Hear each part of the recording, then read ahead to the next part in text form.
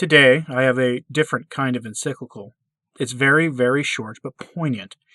In it, Pope Leo XIII, the great teacher and inventor of the modern Catholic social teaching tradition, declares his love for the United States of America and for Catholics of the United States, who, in his description and estimation, have shown more unwavering loyalty, support, and love for the papacy and for the Church than in any Catholic country at the time.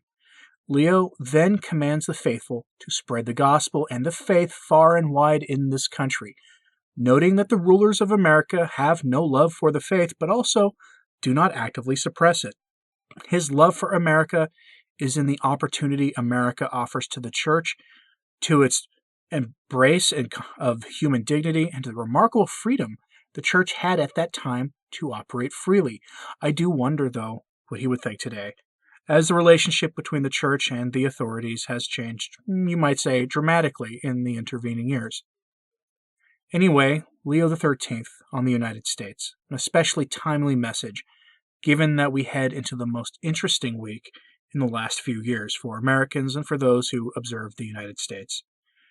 Enjoy, God bless, and stay safe this week. In Amplissimo, encyclical of Pope Leo XIII on the Church in the United States. To James Cardinal Gibbons and the Archbishops and Bishops of the United States. Certainly we have reason to rejoice, and the Catholic world, on account of its reverence for the Apostolic See, has reason to rejoice at the extraordinary fact that we are to be reckoned as the third in the long line of Roman pontiffs to whom it has been happily given to enter upon the 25th year of the supreme priesthood.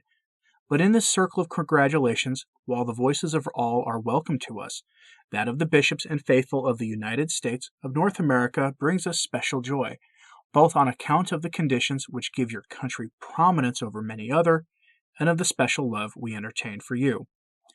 You have been pleased, beloved son and venerable brothers, in your joint letter to us, to mention in detail what prompted, by love for you, we have done for your churches during the course of our pontificate.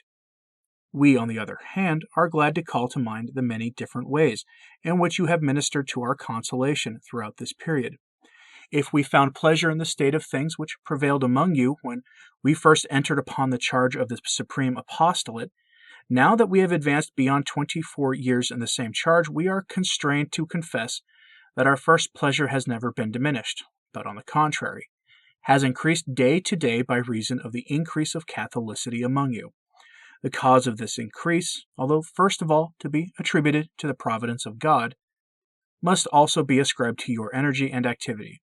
You have in your prudent policy promoted every kind of Catholic organization, with such wisdom as to provide for all necessities and all contingencies in harmony with the remarkable character of the people of your country. Your chief praise is that you have promoted and sedulously continued to foster the union of your churches with this chief of churches and with the vicar of Christ on earth. Herein, as you rightly confess, is the apex and center of government, of teaching, and of the priesthood, the source of that unity which Christ destined for his church, and which is one of the most striking notes distinguishing it from all human sects.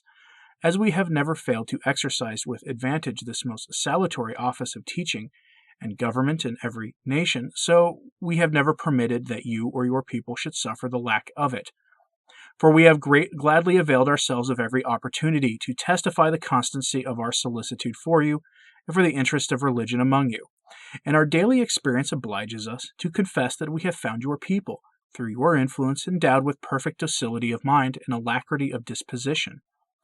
Therefore, while the changes and tendencies of nearly all the nations, which were Catholic for many centuries, give cause for sorrow, the state of your churches, in their flourishing youthfulness, cheers our heart and fills it with delight.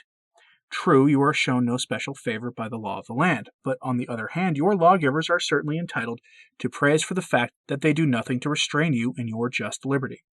You must, therefore, and with your Catholic host behind, make strenuous use of the favorable time for action, which is now at your disposal, by spreading abroad as far as possible the light of truth against the errors and absurd imaginings of the sects that are springing up.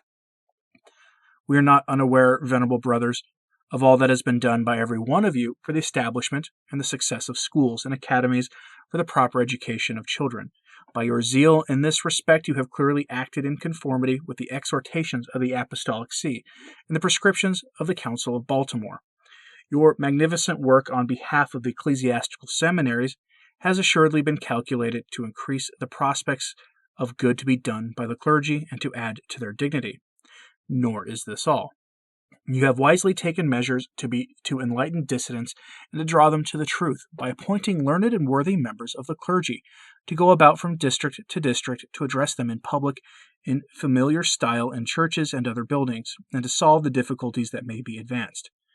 An excellent plan, and one which we know has already borne abundant fruit. Nor has your charity been unmindful of the sad lot of the ethnic non-majority. You have sent them teachers, helped them liberally, and you are most zealously providing for their eternal salvation. We are glad to add a stimulus, if such be necessary, to enable you to continue these undertakings, with full confidence that your work is worthy of commendation. Finally, not to omit the expression of our gratitude, we would have you know what satisfaction you have caused us by the liberality with which your people are endeavoring to contribute by their offerings to relieve the penury of the Holy See. Many, indeed, and great are the necessities for which the Vicar of Christ, as supreme pastor and father of the Church, is bound to provide in order to avert evil and to promote the faith. Hence your generosity becomes an exercise and a testimony of your faith. For all these reasons, we wish to declare to you again and again our affection for you. Let the apostolic blessing, which we bestow most lovingly in the Lord upon you all and upon the flocks entrusted to each one of you, be taken as a token of this affection and as an augury of divine gifts. Given at Rome, at St. Peter's, the 15th day of April, 1902, the 25th year of our pontificate. Pope Leo XIII.